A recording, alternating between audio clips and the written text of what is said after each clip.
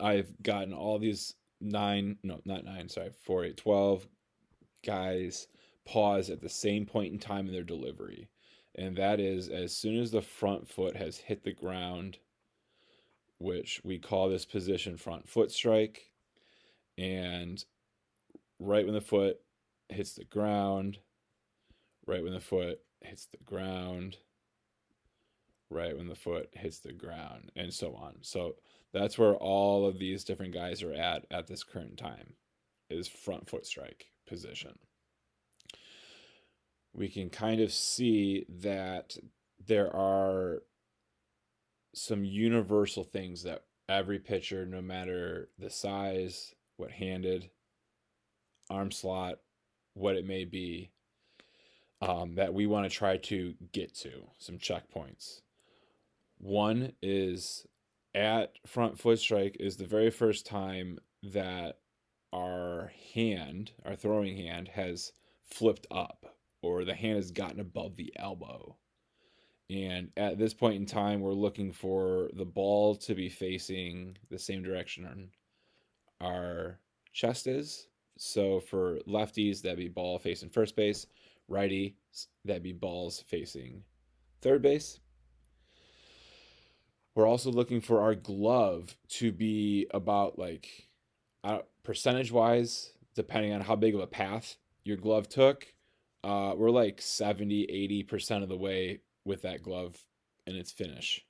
And as we can see here, every one of these guys' gloves is within its body, within their body, right? Within their body. Maybe the elbow's outside, but the glove is within the body. The glove is within the body. Another thing we can see is with a lot of these guys is that we can still see the baseball at front foot strike on their backside, on their backside, on their backside, backside. Still slightly on the backside with Cueto. Same with Charlie Morton down there. Another thing that we can see is belt buckles. I see a whole lot of belt buckles facing us, the target, the catcher. And in order for that to occur, we need the back hip to have been driven forward. All right, we need the back hip, the back hips to start to come forward. And in order for the back hip to come forward, we need to have driven off of our back foot. We need to have driven off our back foot through our big toe, through the big toe, through the big toe, through the big toe. We're not lifting the heel up off the ground. We're like folding the foot over. Imagining that our base of our foot has Velcro on it and we're stuck to another sticky side of Velcro. And we're going to peel our foot off by taking like the outside of our foot and peeling it forward, which then helps bring our knee in, which helps rotate our knee and our foot, and our hip then gets to go forward. So you kind of take that thought process and see how he's kind of peeling it off the ground, peeling it off the ground while thinking, keep my big toe on the ground so everything can fold over my big toe, over my big toe. And when it gets over the big toe, that's when we can start to see the back hip. And if we do that with Reggie, can't see the back foot as well. Okay, here we go. I can see it better here. He's trying to peel it off the ground. Peel it off the ground through what? Through that big toe. And here comes that back hip. Here comes that back hip. Here comes that back hip into front foot strike. Who else's foot can we see? Okay, we can see Ramon's. Same thing. He's trying to peel that foot off the ground, not lift the heel up, but he's trying to keep the heel on the ground for as long as possible. So then he can roll over the big toe, which then brings that back hip forward. Back hip starting to come forward. Back hip starting to come forward. Back hip starting to come forward. Keuchel, same thing. Peeling that back foot off the ground folding over the front toe, which brings that back hip forward. Chapman's one of the best at it. Boom. Boom. Boom. All right. So on and so forth. Every one of these guys has their own delivery, their own leg lift, their own stride, but we can see how very similar that back foot drive process is. That's the movement we have to do with the back foot in order to get the shin, knee, thigh, and all the bones in there to move in a specific way that then pushes that back hip forward. That then pushes that back hip forward. Pushes that back hip forward. Okay? From there, we can see that the stride direction is very different from one another, right? Like we have like Sanchez, Ramon, Familia, all very similar positions with their stride. And then you got guys like Crawford, Chapman, Keuchel, who are kind of more slightly like this front foot's going towards like and lined up with like their back foot's toes, where like Sanchez, Ramon, and Familia's front foot is lined up with like their back foot's heel. And then you got guys who are even more extreme than that, where like Arrieta, Nathan Evaldi, Joe Kelly, Johnny Cueto, and Charlie Morton, where their front foot is striding in front of their back foot's front toe. So for the righties, third base side of their front or the back toe. So what's going to happen now, because each of these guys have all gotten the back hip to come through, all of their upper bodies are relatively in very similar positions, but their front feet, yeah, their front feet are all in different spots. Like these three, same spot. 1, 2, 3, 4, same spot. And then, excuse me, these guys in their own spots. So like class 1, class 2, and then class 3, if we call it that. So what we have to think about now is all of the rotational energy of that back hip coming forward and this front hip opening up. That's rotation energy. All of the energy of that back foot driving us forward into that stride, into front foot strike, driving energy back from the backside to the front side, driving energy from the backside to the front side, driving energy from the backside to the front side. That's a linear energy.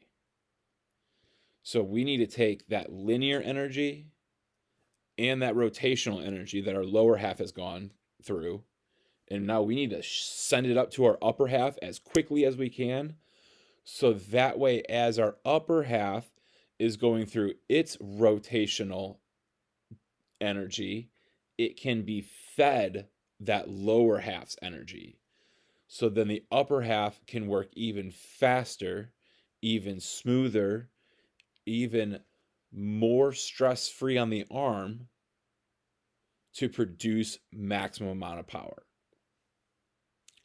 So if we watch the guys that have the knee, or the stride rather, in the very same position, so Sanchez, Ramon, and Familia, if we watch, their knee is not going to move hardly at all to the glove side, to the glove side. It's just going to pretty much lock out, which allows that back shoulder to come forward, which allows that, which then allows the back shoulder to come forward.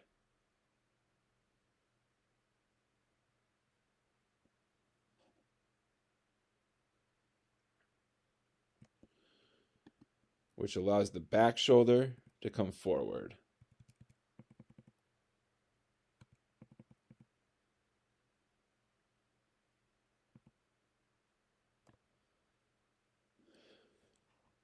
Now you have the guys where the knee is slightly like across the body or in front of the body, like the Crawford. We will see as he rotates, the knee will slightly roll out, but then it'll quickly stop and lock out the same way these legs locked out. So Crawford is going to start to swivel out a little bit, and now it's not going to swivel no more. And it's going to just lock out so the back shoulder can rotate energy down and out in front the same way. So Keuchel, we said, was in the same similar situation. We'll see his front knee slightly roll out. There's that slight roll out from there to there, but now it's going to lock out the rest of the way. Boom, boom, boom, boom, boom. We might see a slight little roll out here on Lester. Nope, it just held the whole time until it locked out. Chapman is probably not going to roll out at all. It's going to just lock out from there. Boom. Oh, little roll out, but then locked out from there.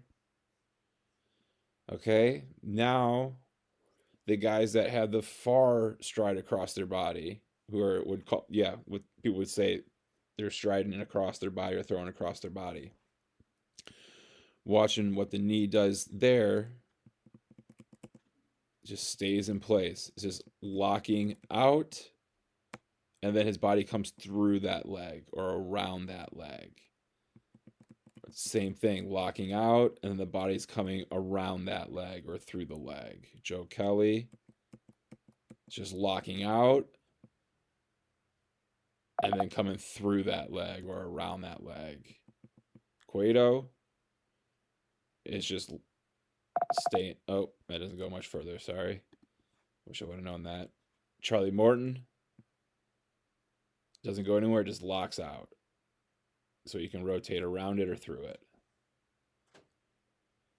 Okay, so with those thoughts in mind about the things we're looking for at front foot strike and what that then allows our body to do after while we throw the baseball, we will then get you guys into your front foot or show you what you guys look like at your front foot strike position after one more time of getting to see again what these positions look like at front foot strike, which again is the moment that front leg or your stride leg, your leg lift leg makes contact with the ground.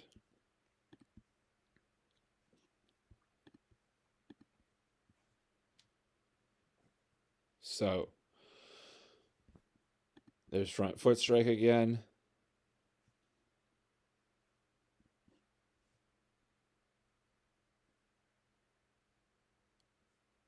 Glove by body.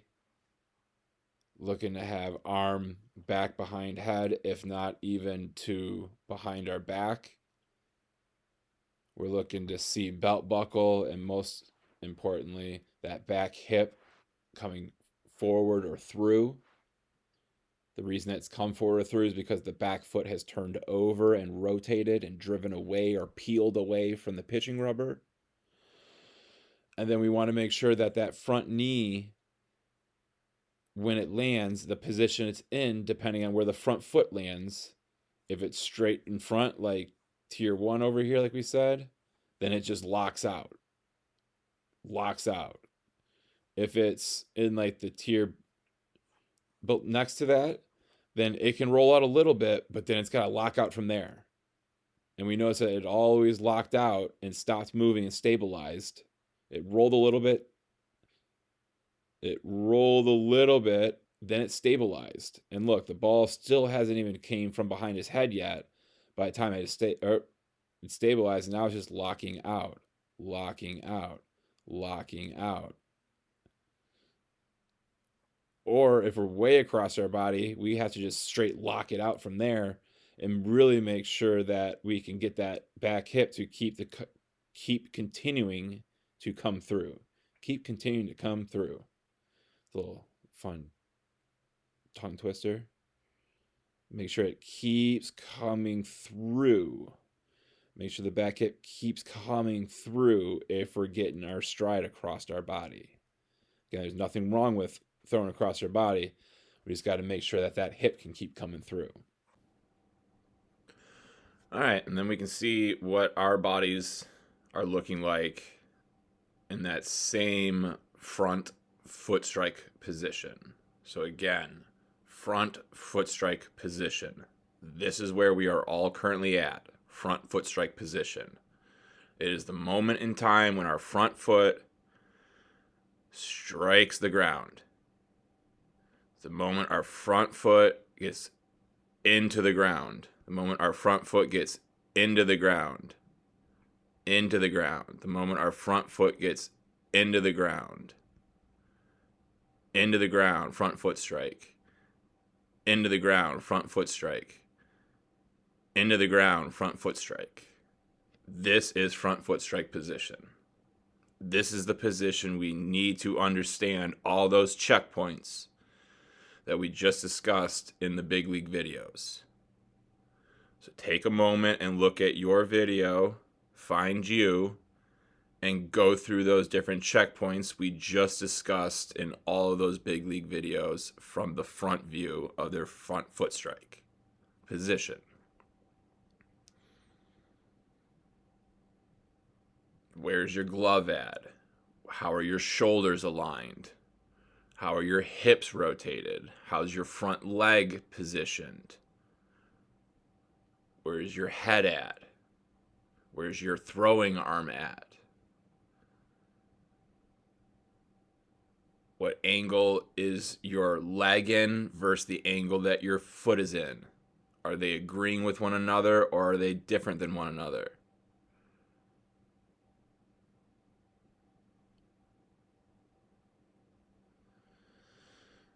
So what we're going to do is we are going to now get these playing so you can see what your body looks like throwing out of this position and then how your body gets to this position. And again, this position is front foot strike. This is a position that we need to be able to know all the different checkpoints because we will be doing a lot of drills from a front foot strike position or positions that are very, very similar to a front foot strike position. So we need to learn and understand these key checkpoints. So I'm going to get everyone's video playing here, and then we will go one at a time, make it bigger, and talk in detail about what we're seeing.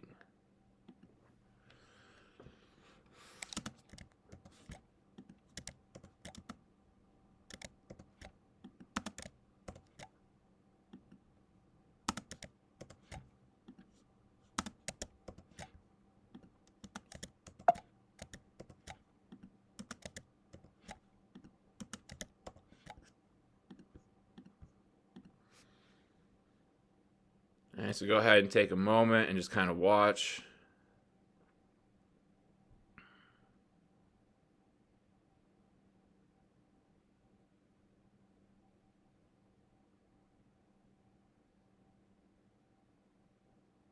Boy, those lights are rough, aren't they? Yikes.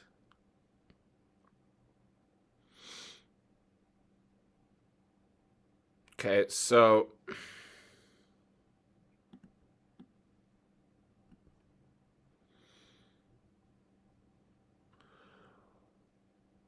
from the beginning, we're going to see a lot of the body having to readjust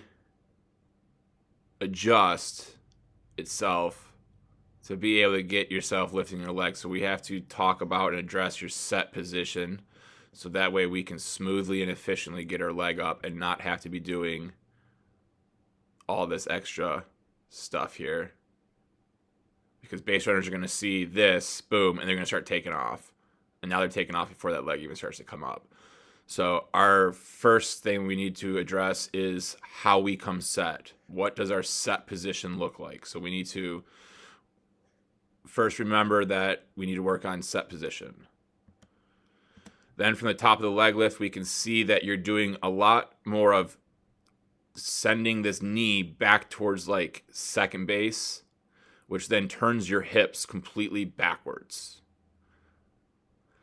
We don't necessarily want to be turning our hips to raise our leg up. We can raise our knee up on an angle backwards backwards being towards second base without needing to rotate our hips. We can keep our hips in line like they are here and still raise this knee back towards second base. Okay. An example of that would be like we just saw right here. That leg is going back, but the hips are not going back. We can look at an example here. The leg's going back, but the hips aren't going back. All right, we see the difference there with your hips here. We can see both butt cheeks. Here we can only really see this butt cheek. So that's the next thing. Set position is the first thing. Second thing is leg lift. How am I lifting my leg? And being that it should be just my knee raising up, not so much my hips rotating back. Oops, I'm still over here. Second thing with the leg lift is we can see it's not all that high. Okay, we would like to see this thing get higher. It's something that, for the most part, all the guys on the team, or most of the guys on the team, could probably benefit from, is getting this leg up higher. But then we go to our hand separation, and your glove does a good job getting into a position with a thumb down, palm out position, which helps elevate this elbow. That thumb down, palm out position helps elevate this elbow, which then kind of curls this shoulder inwards, which helps keep our front side closed, which is something we definitely want to do. And it's something that is definitely very important for us in our delivery. So your body wants to do something really good right there. So that's good to see. And then as we're coming out, we can see that the lower body just isn't really doing anything. The front leg is extending forward. It's extending forward, but the back leg isn't really doing a whole lot. And then, boom, your foot hits the ground, and the only thing that's happened in the backside leg is the heel has come off the ground. Heel has come off the ground. And now, if we wanted to be very technical, we would say right here is your true front foot strike position. Okay, front foot strike occurs when that front foot hits the ground. Your front foot is hitting the ground right here. It doesn't get all the way into the ground until there. So we can see how much time is sacrificed in your delivery from the moment your foot first hits the ground to the moment where you get your whole foot into the ground. And now by the time we do have our full foot in the ground, we can see how much our upper body has had to rotate.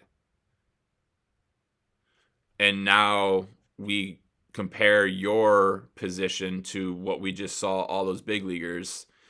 And the only thing that we could say would be similar that we saw would be your lower half. Your upper half is nothing like what we just saw. And the reason for that is because your backside leg is not driving. If your backside leg was to drive, it was to rotate through the big toe and get going towards us, this foot wouldn't hit the ground so early, which means it would go further out, which means it would have more time to rotate also. The foot would be able to rotate more instead of hitting the ground and then trying to rotate to a more straight line. So our main points, and they all are going to work and play off each other. If we get into a better set position, it's going to be easier to raise our leg up. If it's easier to raise our leg up, hopefully we don't have to curl the hips like this. And if we don't have to curl the hips like this, hopefully we don't just simply uncurl the hips, and that's the only movement we've done so far, and our front foot is next to the ground almost already now. Instead, our hips would have already been in this angle the entire time from start through the leg lift. They wouldn't be curling, and then they would be right back to here, but we wouldn't have to have the foot extend all the way out here just to get the hips back to a good spot. So now that the foot's not all the way out away from your body and super close to the ground, and it's more in its leg lift still and closer to your back foot, now we're going to have more time for your backside to want to drive. And then after the drive, now the front foot's hitting, and it's hitting way up here. So a timing issue is what we have in our lower half. And in order to fix that timing, it's going to start from the very beginning, and it's our set position.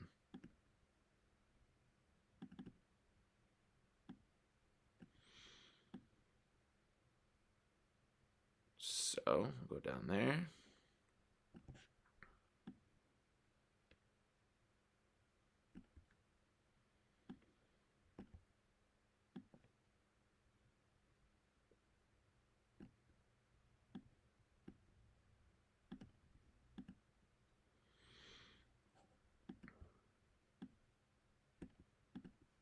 Right.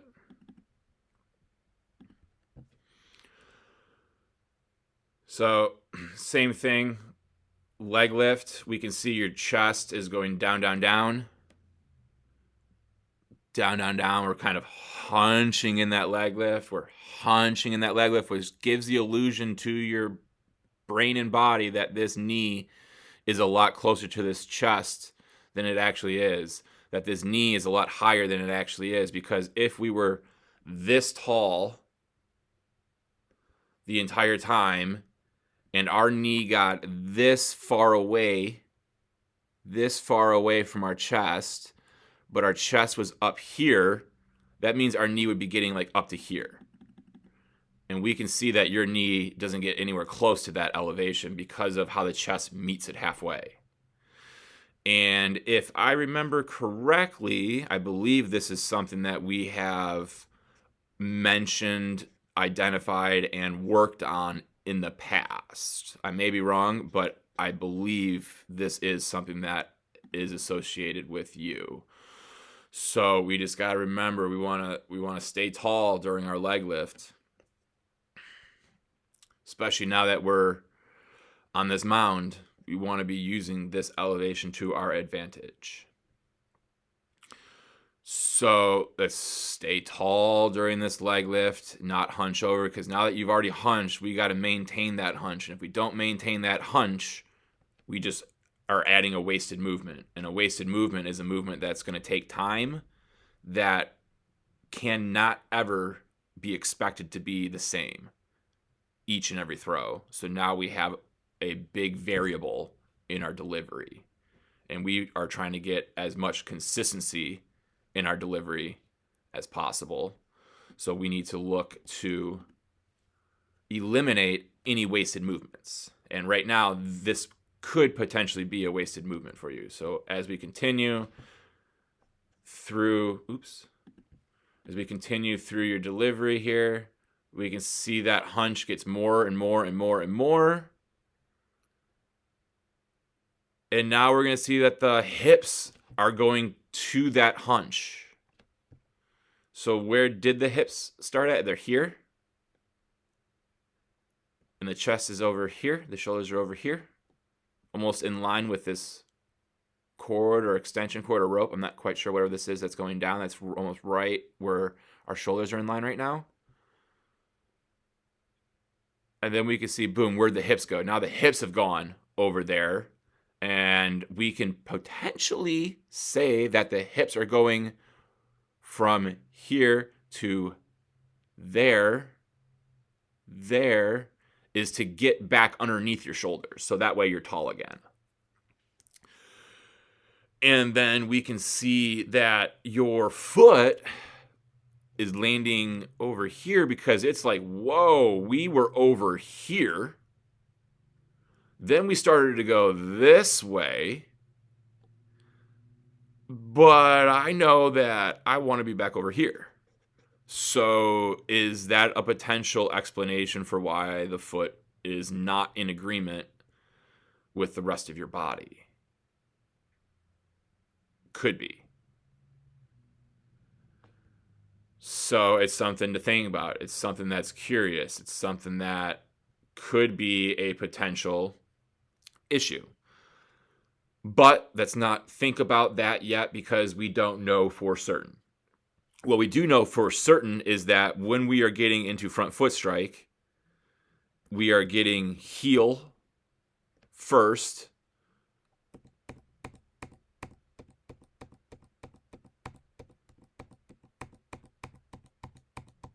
And by the time that foot gets all the way into the ground, we can see how much our upper body has also had to rotate during that time. So we know the energy and power that you're producing with your legs is going from your back leg, from the back, from the back, from the back, into this front leg, which is the ground. So we're taking energy from the ground up through the back foot, and we're driving that boom, boom, boom, boom through the body, and it's going then into this foot, which then is going to boom hit the ground. But if the foot continues to go down, we haven't taken that energy that was in that back leg and actually gotten it into the ground with the front leg yet, because it's still going into the ground. Boom, now that the foot is in the ground, now that energy that we sent that was in the ground, and then we took it with the back foot, and then we sent it from the back foot to the back knee, through the body, into the front foot. Now the energy is back into the ground. Now we know what's next. We got to lock this leg out. And we're doing that so we can send the energy back up through the ground, through our body, up into our arm. But we can see with how much your upper body has already rotated, we're not leaving ourselves with a whole lot of time to have that energy get sent up in there. So now we see legs trying to lock out, but where's it going? It's going back over there. Right? So is it really able to send that energy up?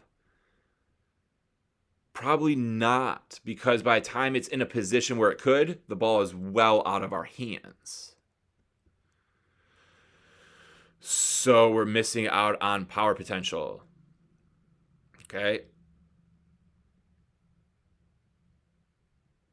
So we got to remember, once we get that foot into the ground, we want that upper body to still be closed. So we need to start to get more and more comfortable with the slope of the mound to learn how to land more flat-footed and not heel, outside of foot, inside of foot, flat foot. Because you can see how much time that takes in your delivery to do and how much your upper body is rotating from there. So heel, upper body's rotating, upper body's rotating, upper body's rotating, upper body's rotating. Boom, foot is finally in the ground, and I'm already here. And now, boom, ball is already out of my hand here. So you're just having to expect a lot out of your body in a very, very, very short window.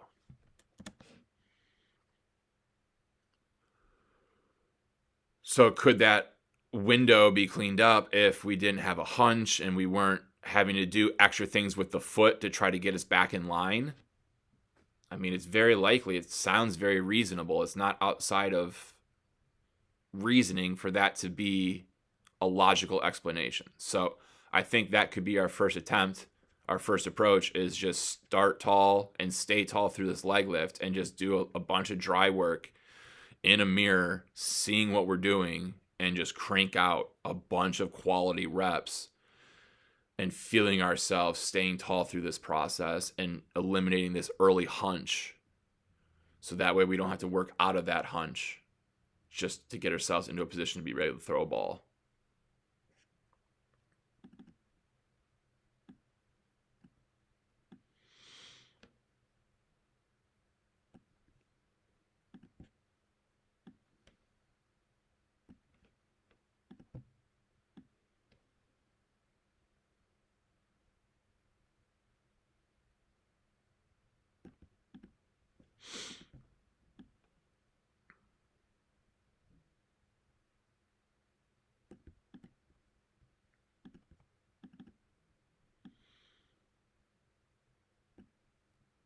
Okay, so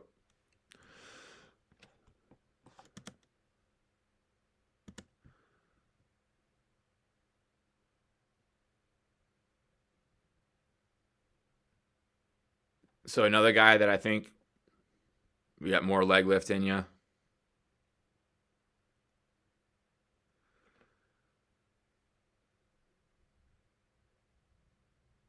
Another guy that does a good job getting that glove, boom, into that thumb down, palm out position, which, like we said, helps elevate that elbow, elevate that elbow, elevate that elbow, which then helps curl that front shoulder almost over your chin there a little bit, which is going to help keep us closed, which is a good feature to have built in with you.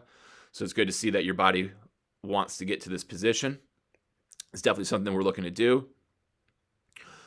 Another thing your body does well in his understanding of the same concept of staying closed with this front side glove is staying close with this front side leg. And we can see that we're able to achieve that when the heel gets in front of the toe. So we're leading with the heel, which keeps the kneecap back towards like shortstop depth, which is going to hide this front hip. And if the front hip is hidden, that means it's not open. So that means we're going to be closed. Right, so everything we can see, we're in a good closed position here. We can see that ball is just dangling outside of our glove in a nice relaxed position. We can see how we're starting to sit back into our delivery, which is real good. We're maintaining that closed posture. We're maintaining that closed front hip. And we're just about to get to the position where that toe can't stay behind the heel anymore, and we're fighting now in a very neutral position. This will be something that can be more easily seen and identified from the side view. But just to point that out for others that are listening, we're looking at good stuff there. We can see as the glove is coming into its load right there.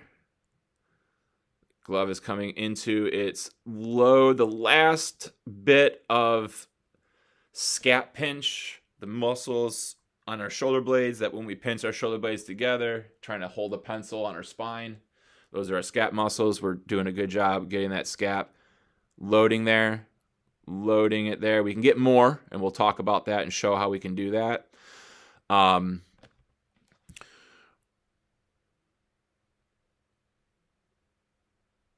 And then we're also a guy that if we look, and this is going to come with more comfortability, more reps of being on the mound, we kind of hit the heel first of our toe, then like the inside of our foot, and then it kind of rolls.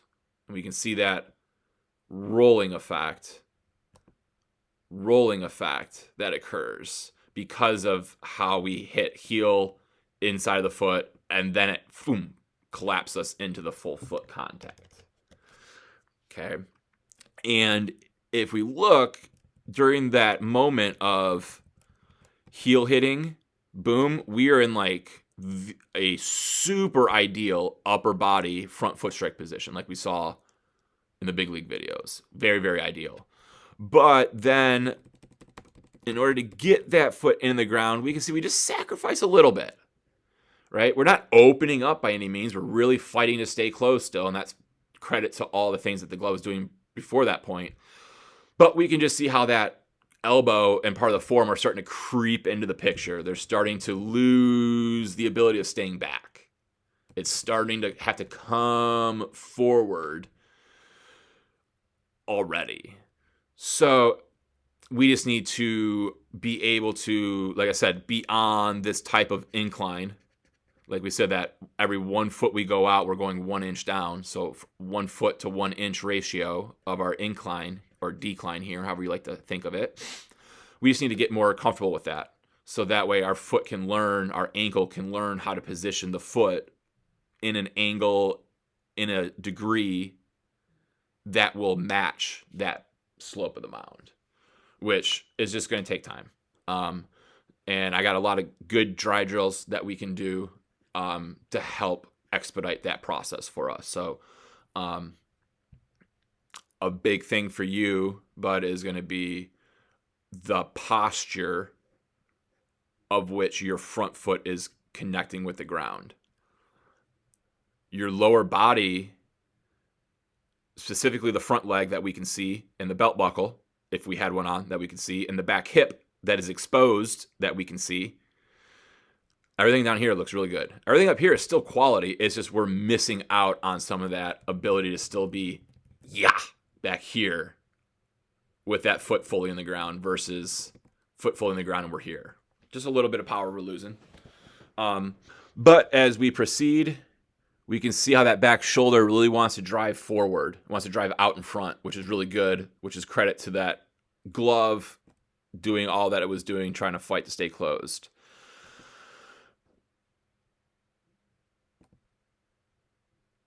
We can see heads fighting to stay on target and through.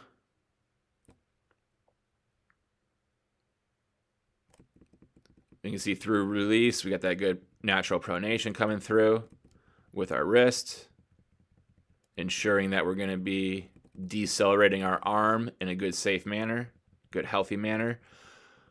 One thing I'm just seeing here, which is curious, that we'll talk about more in depth, which I can't remember which group you were in, and if your group got this conversation or not, because I believe I was only able to talk with one group about this. This was the first group, and that was our fastball grip.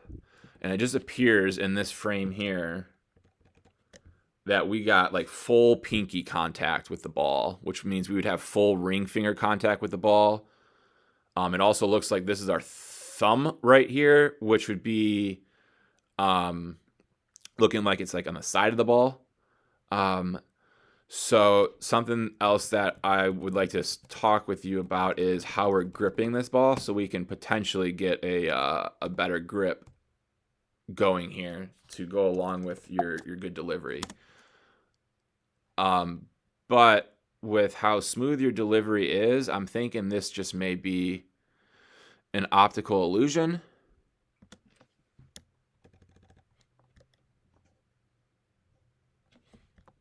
And with all the strobes going on, but something to think about. So front foot and how it's connecting with the ground, we just need to be a little bit better with that. And then I want to talk about that grip and just see what we're working with there. But all in all, for the squad, this is a delivery that we can start comparing ours to and start to see some similarities or differences.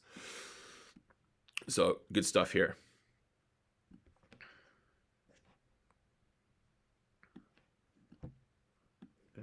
We're going to do this so we can keep him up here at all excuse me, times.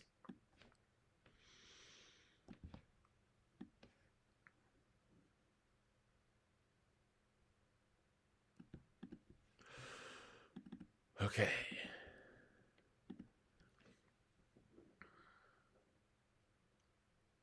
So another guy that probably going to be able to get a whole lot more out of our delivery here if we get a higher leg lift. Like this height right here is like bare minimum. Hip height, bare minimum. We need to be getting this thing up.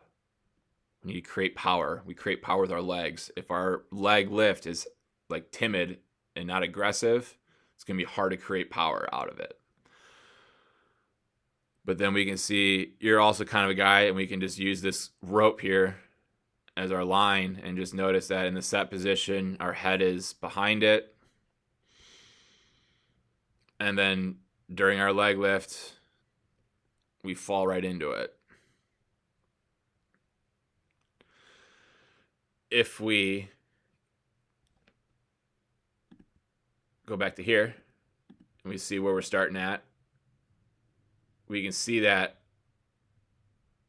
we pretty much are staying there the whole time. There's not a whole lot of deviation from that line.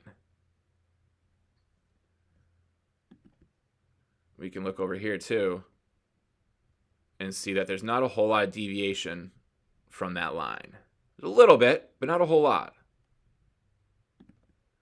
Same thing here. Okay.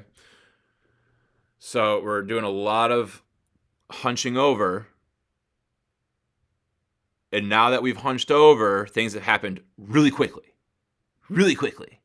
And we can see this back knee is just falling in. And that'll be something that we can see better and discuss more in detail from the side view. Okay. But because that hunch is happening, we can see how quickly your glove is getting out to a position like here versus some of the things that we were talking about like down here and over here with the glove positions. All right, we even see it a little bit wanting to occur here. It just kind of gets into it, boom, and into a finish just a little quick, and that'll be something we'll discuss with him when we get to his video. But that's more the position we're looking for that glove to get to, so that way it can keep us closed. We can see your glove never really gets you closed. You're just fully extending it. Remember, one of the things I always like to say is it's not a sword. We're not taking it out of our sheath and sticking our arm straight out. We're not on guarding it with a sword. We want to stay closed with it. It's a timing device. It's a rhythm tool. Not a action in a sword tool. So let's continue from there. So we have two things so far. We have the collapsing out of our leg lift and the quick extension of our glove straight forward with a straight extended arm so quickly. We also have back knee collapsing inwards super quickly, which then makes it very difficult for us to drive because that knee is in a position where it's just very, very tough to do any driving. Again, everything with the backside leg will be much easier identified, seen, and explained from our side view. What we can see here is you are a guy who also needs to get a lot of more reps off of the mound, off of that 1 foot out, 1 inch down slope ratio, 1 foot to 1 inch decline. So that way we're not hitting so violently heel and then toe. And it can be a lot more all at once. A flush landing as opposed to such a violent heel to toe. Okay. At your front foot strike, we can't really see the back hip. If we had baseball pants on and a shirt tucked in, we could say that the belt buckle would be like facing this direction. We would not really see a whole lot of it. The glove isn't in a bad position. It's just hasn't quite gotten to the finish yet. And when it does get to the finish, it's still in that same spot. So we can say the glove is Okay. What we also can see at your front foot strike, once that foot does get all the way in, is that we can start to see the elbow coming around. We're starting our rotation, meaning our shoulders are starting to rotate a little early, which is going to reduce our power, which is going to reduce some of the whippiness of the arm, some of the stress-freeness of the arm, and potentially could lead to us cutting the ball off if we get around the baseball, which it kind of looks like we may be, but again, this would be something that we can see better from the side.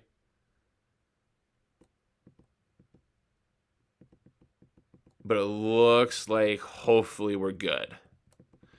So I remember you cutting the ball off was something that we worked on a bunch back in the whenever we were last working together. I can't quite remember when that was, but it looks like we may be teetering on that line again of where we're at release.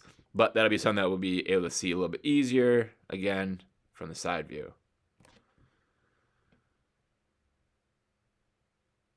So definitely going to have to work back knee staying back.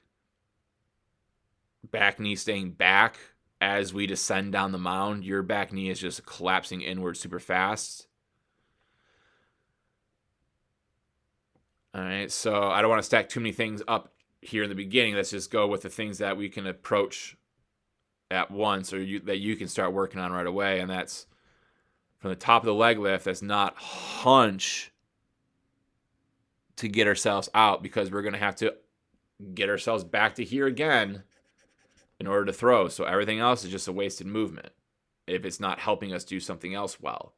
And right now, there's nothing that we can say this is helping us do well, but we can say this is definitely hurting our ability to keep a consistent window of our target. Okay, it's going here, then back to here, when it already was over here. So we need to think about our posture with our upper body during our leg lifts descent. We also need to think about our gloves path during our hand separation. And third and finally, we need to think about our back knee staying back as our body travels down the mound.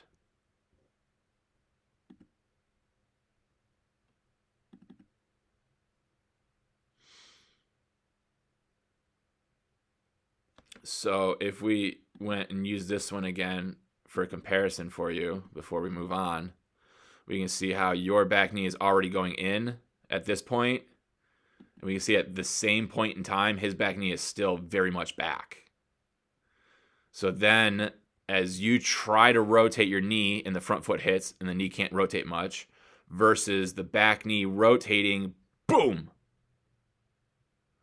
boom, boom, boom. So that's the comparison of the back knee being able to stay back and what it can do versus the back knee not staying back, and then what it's limited in its abilities to do.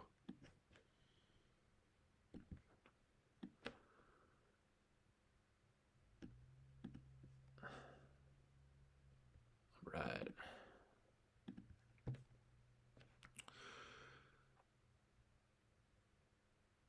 So again, another guy, we're not even getting the leg to the bare minimum, which would be like hip height.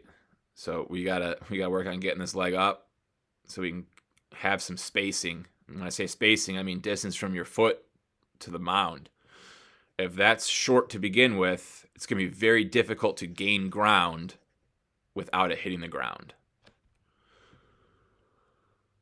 So let's continue from there. All right, we're doing a similar movement like we saw here, and like we talked about briefly here with the glove and getting that glove into a thumb down, palm out position, which helps elevate that elbow, which is going to help us stay closed.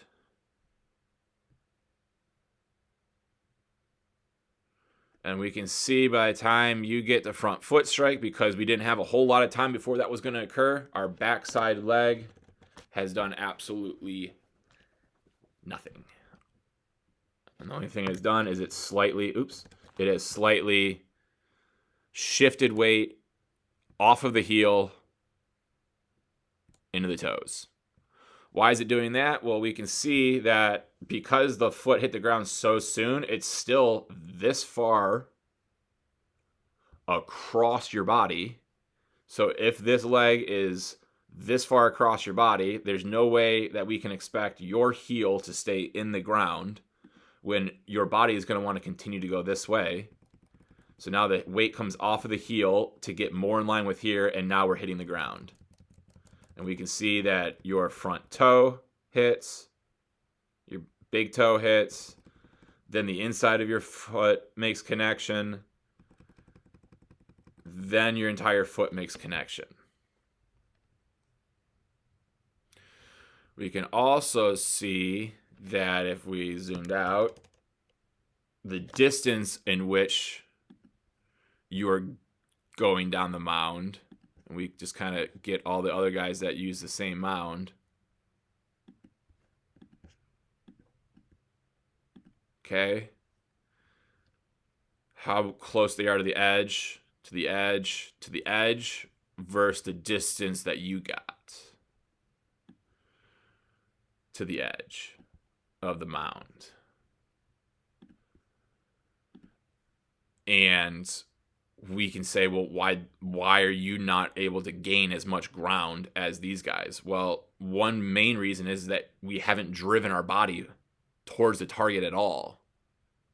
And we know that because, well, one, your belt buckle is still facing third base. We cannot see your back hip. So if we cannot see your back hip, we know it has not been driven forward. And if that hasn't been driven forward, it's difficult for the rest of your body to really get driven forward.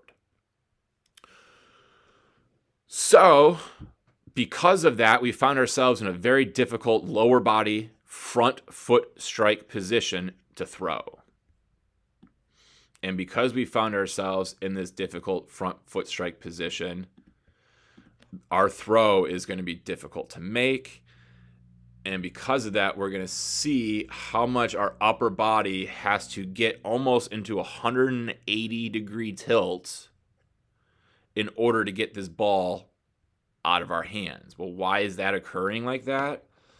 Well, one, we have to get this back hip forward. Well, we can't get that back hip forward from this position because this knee, this hip is in the way of allowing the space for it to come through. So we have to then tilt out, peel out to help get this hip to start to come through. Boom, now this back hip has come through. But now we can see the position it's put you in to throw this ball. So now, because of this angle here of your upper body, we will now have this arm be way up here. Where if we, and I don't have the ability to do that here, but if we had the ability just to take you and just spin your upper body and just rotate it like a clock on a hand and got you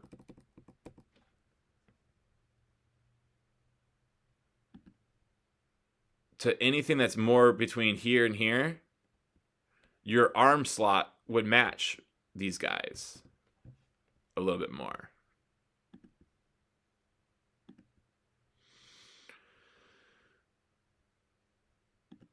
You can even take here, boom, and we took yours and just rotated you like an hour and took your head, instead of it being at 12, 1, 2, we took your head to 12 and kept everything else the same. Your arm, instead of it being basically at like a 12, we move your head from 2 to 1 to 12. That's 2 movements. So your hand would be more, instead of it at 12, just less than 12, it would be just less than 10. And what do we got here? 12, 11, 10. This is just more than 10. So we can see on how much your shoulders are tilting has influenced where this ball is coming out at. And there is a certain point in time that if our angle of our shoulders get too much, too close to like straight up and down, we lose power and add stress to the arm. And you are very close to that angle, if not already at that angle. So first thing we need to think about, leg lift height. Second thing we need to think about is we need to learn how to drive and rotate off of our back leg before the front foot hits the ground. You see front foot hit the ground, all the way in the ground. Now our backside leg is trying to drive, but it's too late. We need to drive into that front foot strike, not front foot strike, then try to drive. Because when that happens, the drive is not going to go to the target. It's instead, for you, going to get sent over here.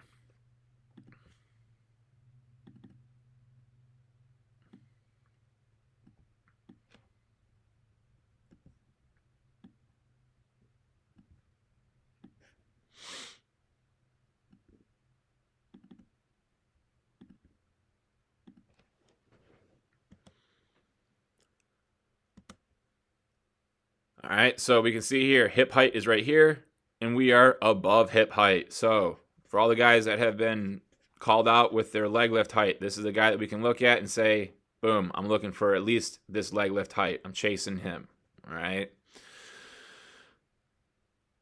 So good job on that.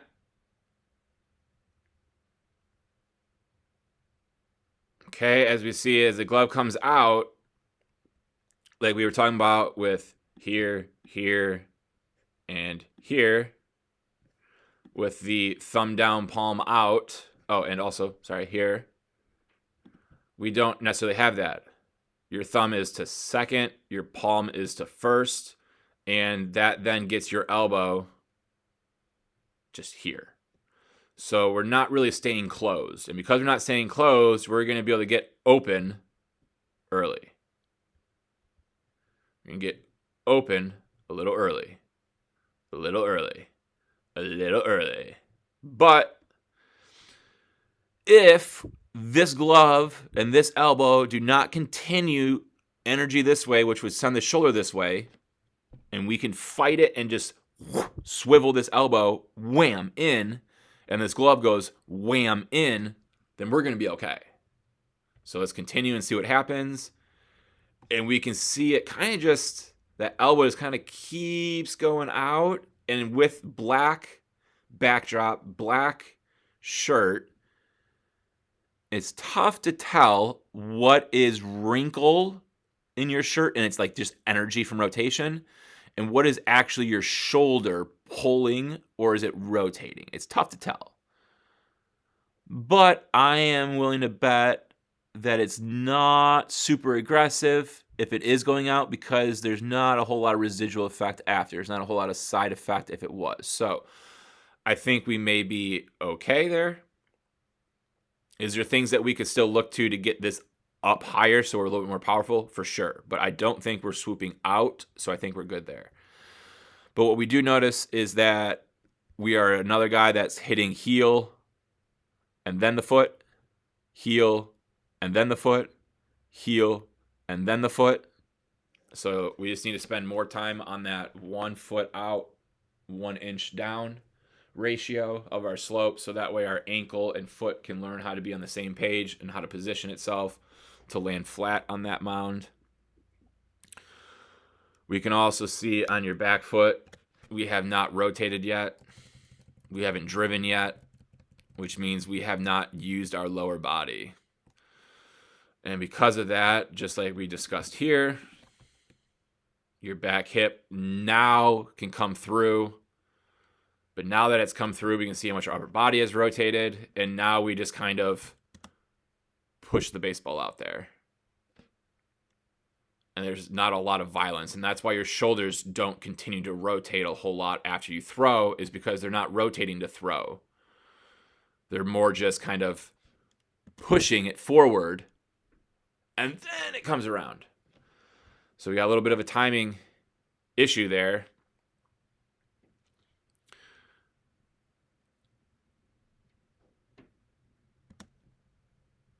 to zoom out a little bit. There we go, so I can do this.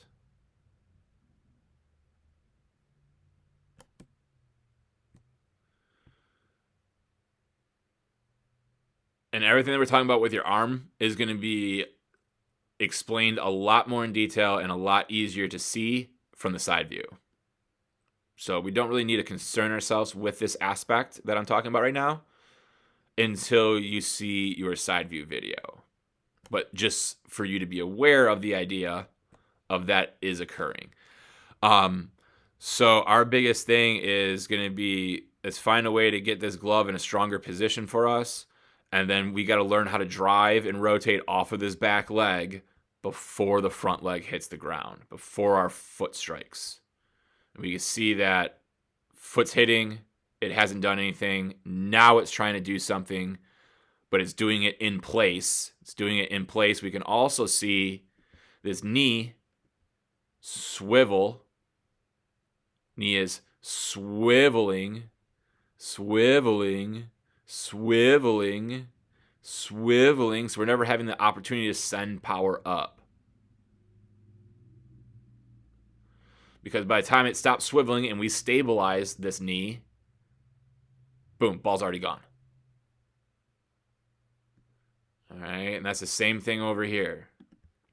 I didn't mention the knee part, but I will now. It's the same thing. Boom, watch the knee. Swivels. Knee swivels. Knee swivels. Swivels so much that the foot even swivels. The foot even swivels. The foot even swivels.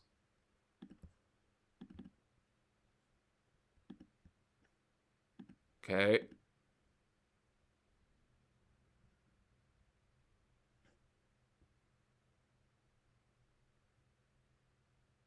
Just checking everyone else's that I've already talked about to make sure I didn't miss that with anyone else.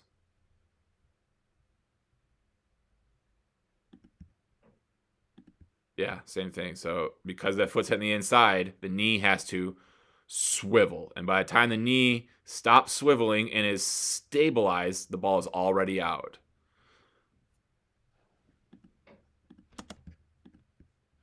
Okay. So thinking about glove, getting into a stronger position so we can stay closed longer with that upper body. And then we got to learn how to drive and rotate off that back leg into our stride, into our foot strike, not foot strike, then try to drive. Because as we do that, we're going to be swiveling. Why does it swivel? Because the hip needs the clearance to come through. When we land like this, there's no clearance for the hip to come through. The belt buckle can't come through.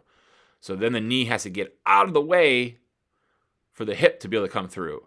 And now that the hips come through, ball's already out of the hand. Timing's off. We're just too late.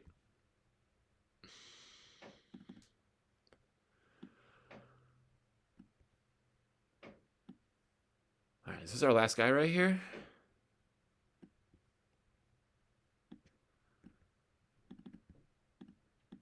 All right. So, from the top of the leg lift, another guy for all of us that got called out on our poor leg lift heights. There's another guy that we can look at and say, I need to be looking to get to at least here. So here's hip height. Boom. Here's the leg. We can see how much further this foot is from the ground because of that.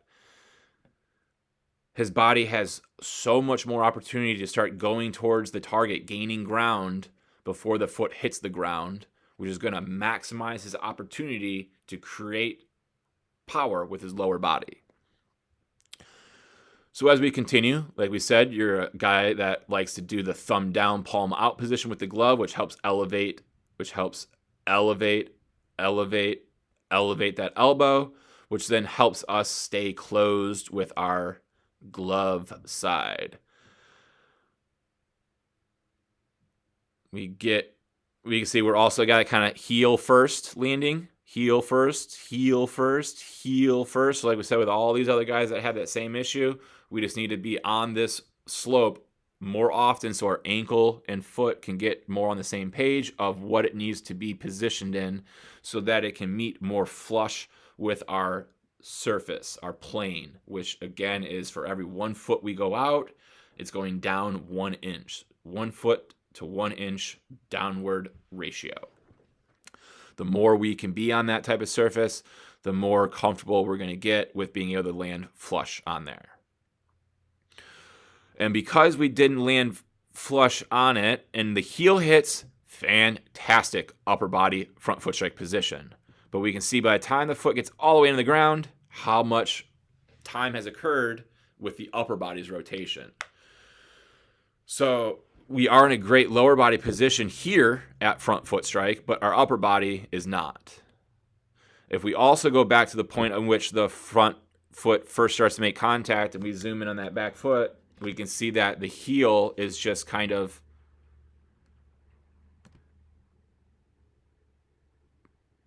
coming up, and it's not as much rotating forward. So we have to learn how to rotate our back foot forward, not rotate the heel upwards, which is rotating this back leg in place. And because we're rotating the back leg in place by this type of foot movement, that's why the heel hits here, then the toe hits here. It's also why the back hip hasn't started to come yet. Now the back hip is through. It's also the reason why we are landing right here. And instead of making first contact here, and if we didn't make first contact here, we wouldn't land, our heel wouldn't land here. And instead, our foot would still be in the ground, and now it would make contact, which would mean our heel is probably more somewhere in this area. Which means right now we land for the very first time. Our lower body is in a fantastic position. Now it's just training the upper body how to stay closed for a little bit longer. And like we said earlier, your glove gets this good closed position, but then it quickly wants to get out of it. So how would we keep the upper body closed longer? Well, we keep the glove in this position longer. Because as long as the glove's in this position, the elbow's going to stay in this position. If the elbow stays in this position, we're staying closed in this position. As soon as the hand gets out of that position, the elbow's going to drop. As soon as the elbow drops, we're not going to stay closed over our shoulder no more. So it's a timing thing. But we're not far off of the timing. Because of the fact that we have so much opportunity with time, we should be able to make this adjustment relatively easily. It's not going to be an easy adjustment, but it's going to be relatively easy. And all that is learning how to rotate and drive. That's why we use the term drive. It's because when we rotate, it's not just in place, it's forward. So when tires rotate on a car, they just rotate in place. But what does the car do? It's going forward because of that. So we got to learn how to rotate your back foot so that it drives the car forward, not just burning the tires and sitting at the red light peeling out. But all in all, pretty close. I know arm path was something that was something you're working on. From this angle, I cannot tell if it is exactly what we want. However, I know from watching you throw, more times than not, it was in a healthy path. But that is something that we'll be able to discuss further and in more detail with our side view. So I believe that's everyone's video. So again, take one last look at your delivery, comparing it to either A or B, our top two deliveries on the team as of right now, and kind of comparing what you see them doing to what you are doing.